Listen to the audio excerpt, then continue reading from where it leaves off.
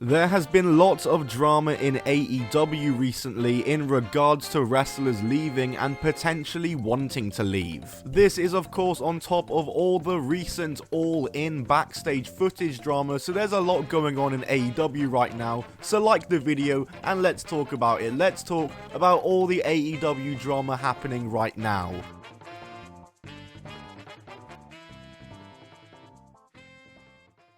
There's been some controversy surrounding the firing of the boys from AEW. I'm a bit late to this story, so you might have heard it already, but for those who haven't, then here you go. The boys were a tag team signed to Ring of Honor and AEW, made up of brothers Brent and Brandon Tate, and they mainly performed in Ring of Honor and were around in Ring of Honor pre-Tony Khan and returned to the brand when Tony Khan bought the company. The boys were aligned with Dalton Castle and a key part of the act, and leading up to Supercard of Honor, they were involved in the middle of a storyline between Dalton Castle and Johnny TV, and during this feud, there was a match stipulation where if Johnny won, the boys would belong to him. Johnny of course won, and the boys would start coming out with Johnny TV and Tyre, but on the go home show to Supercard, it was randomly announced that the boys were gone as they had been eaten by bears. Okay?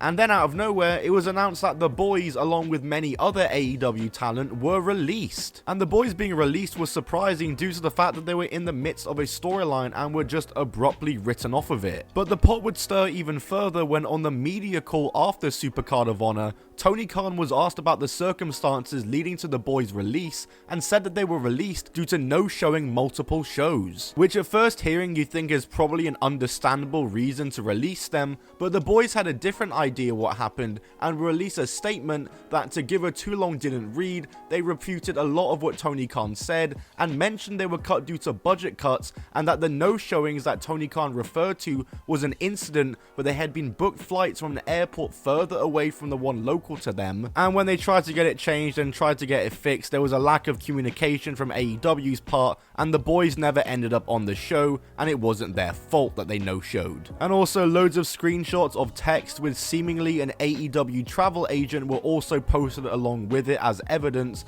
I'll leave all of this thread linked down below. Tony Khan would then respond by saying he's open to working with the boys again, but stands by what he said and cited past issues he had been told about and his own experience with regards to the no-showing as to why they were released, and if their tweets are any indication, the boys don't seem to agree with that statement either. And despite Tony Khan saying he'd work with them again, I'd probably predict that we won't be seeing the boys on Ring of Honor or AEW again.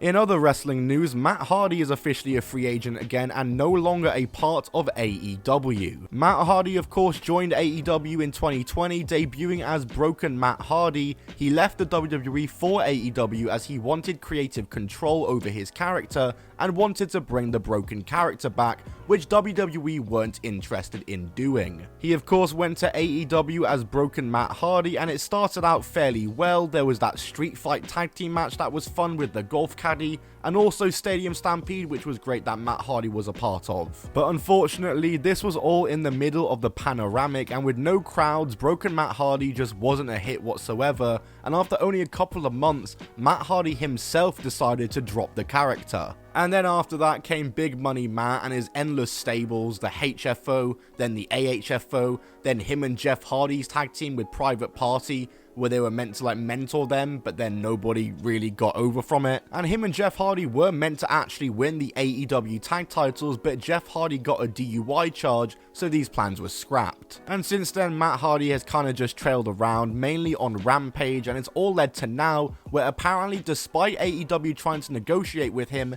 he's gone from AEW. According to Matt, he's still in conversation with AEW, and to be honest, I wouldn't write off a return. If I'm AEW, I'm getting Matt Hardy on a short-term deal just to run Copeland and Christian against the Hardys in AEW, because when Copeland debuted, I was sure we were going to see that, so I'd be surprised if we didn't. There's no word on when Jeff's deal expires, so if Matt doesn't come back, it will be interesting to see what Jeff Hardy does in AEW, and maybe if a WWE return could be the future for Matt Hardy, and I wouldn't write off a TNA return either at this point. Regardless, Matt Hardy's run in AEW fell a little flat, and I say that as someone who as a kid actually preferred Matt over Jeff. I was a weird kid, I guess. But like I said, I'd at least like to see the Hardys against Cope and Christian at least one more time, because it would be really disappointing to have all of them in the company and not do that. And that's all that's really left for the Hardys to do in AEW.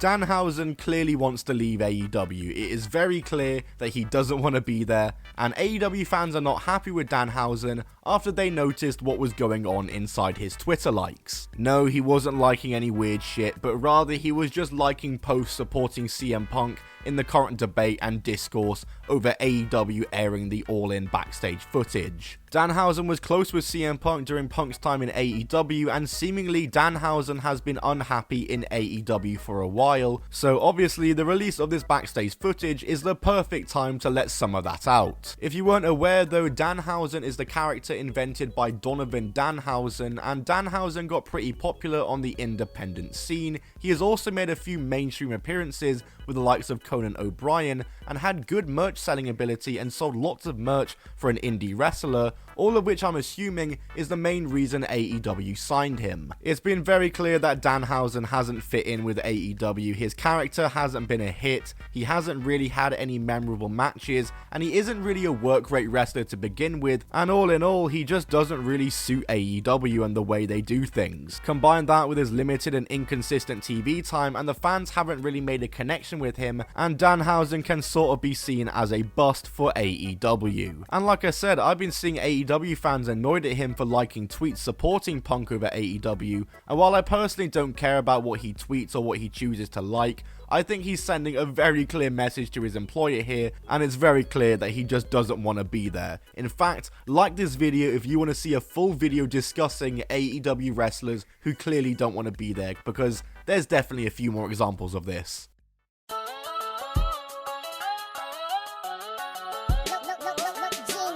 So reports have came out recently that Hook may be considering his options in free agency when his contract expires with AEW, and that interest from the WWE wouldn't be surprising. And this is a bit of a shock to me because Hook is an AEW guy through and through, and he's been built up a lot more recently and a lot more of a regular fixture on TV, and while it does shock me that he may want to leave AEW, it definitely doesn't shock me that WWE are interested in him though, because he would definitely fit in well with the WWE. In case you don't remember, he made his first appearance for AEW in late 2020 as an associate of Team Taz, as Hook is of course the son of Taz. And it wouldn't be a year later until he finally made his debut, by which point he'd built up a cult following for himself, and his debut was long awaited. But a common problem I have with AEW debuts is that a lot of AEW debuts will get hyped up and they'll start squashing guys and beating lower card guys for a bit, which at the start of their run is the right thing to do. But in AEW, it feels like that goes on for a really long time,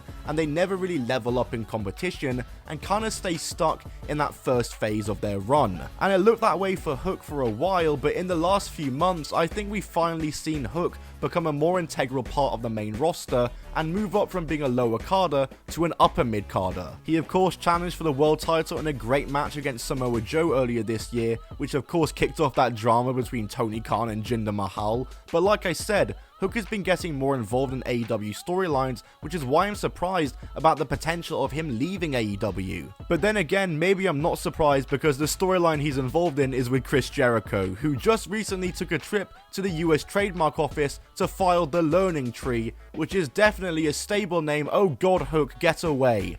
But in all seriousness, I'd like to see Hook remain in AEW because I think he suits the company and he's getting better, and he's still a good worker as it is right now and still got good things to come for him. But at the same time, I also know that he would definitely do well for himself in the WWE. Guys, that is it from me. Leave a like for more content just like this. If you want to see that AEW video about wrestlers who definitely don't want to be there, leave a like especially. Comment down below what videos you want to see next. Subscribe to the channel for more content, and I'll see you all soon. Goodbye, and keep on rolling.